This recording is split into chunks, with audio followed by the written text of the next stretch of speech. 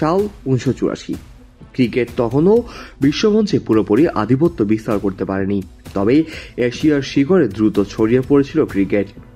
সেই সময় এক সাহসী সিদ্ধান্ত নেয় এশিয়ান ক্রিকেট কাউন্সিল (ACC)। তারা এমন একটি প্রতিযোগিতা শুরু করে যা একসঙ্গে নিয়ে আসবে উপমহাদেশের দেশগুলোকে। মাঠে হবে প্রতিযোগিতা আর মাঠের বাইরে থাকবে বন্ধুত্ব। সেই প্রতিযোগিতার নামই এশিয়া কাপ। কবে থেকে শুরু হলো এশিয়া কাপ? এশিয়া কাপের প্রথম আসর বসেছিল সংযুক্ত আরব আমিরাতে। তখন কেউ ভাবতেই পারেনি যে এই টুর্নামেন্ট একদিন এশিয়া ক্রিকেটের শ্রেষ্ঠত্বের মঞ্চে রূপ নেবে। আর সেই থেকে শুরু। ভারত, পাকিস্তান, শ্রীলঙ্কা হয়ে উঠেছে এই টুর্নামেন্টের প্রধান মহারথী। ভারতীয় ক্রিকেট দল, পুরুষ ও নারী দল উভয়ই সবচেয়ে বেশি শিরোপা জিতে ইতিহাস গড়েছে এশিয়া কাপে। 2016 সাল থেকে এশিয়া কাপ আরও একটি নতুন মোড় নেয়।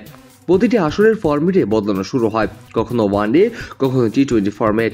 এই বৈচিত্র্য টুর্নামেন্টকে আরও আধুনিক ও রোমাঞ্চকর করে তোলে। আর এই ধারাবাহিকতা 2025 সালের এশিয়া কাপে অনুষ্ঠিত হতে যাচ্ছে T20 ফরম্যাটে। এবার মুখোমুখি এশিয়ান পরাশক্তিগুলো। ভারত পাকিস্তান ম্যাচ মানেই এক অন্যরকম যুদ্ধ, শুধু ব্যাট আর বলে নয়, আবেগেরও।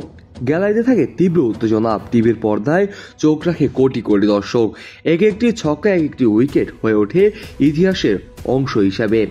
তবে এই টুর্নামেন্টে শুধু পুরুষদের জন্যই নয়, নারীদের অংশগ্রহণও আজ গৌরবের বিষয় হয়ে উঠছে। 2004 সাল থেকে শুরু হয় নারীদের এশিয়া কাপ খেলা, যেখানে ভারতীয় নারী দল দীর্ঘদিন ধরে আধিপত্য দেখিয়ে আসছে। তবে বাংলাদেশ, পাকিস্তান, শ্রীলঙ্কা এখন শক্ত প্রতিদ্বন্দ্বী।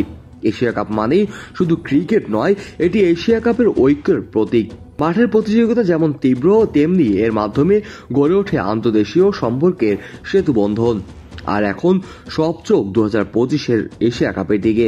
কে জিতবে এশিয়া কাপের সেরা মুকুট, কে হাসবে শেষ হাসি? Kazi Mohammad Arafat, on field.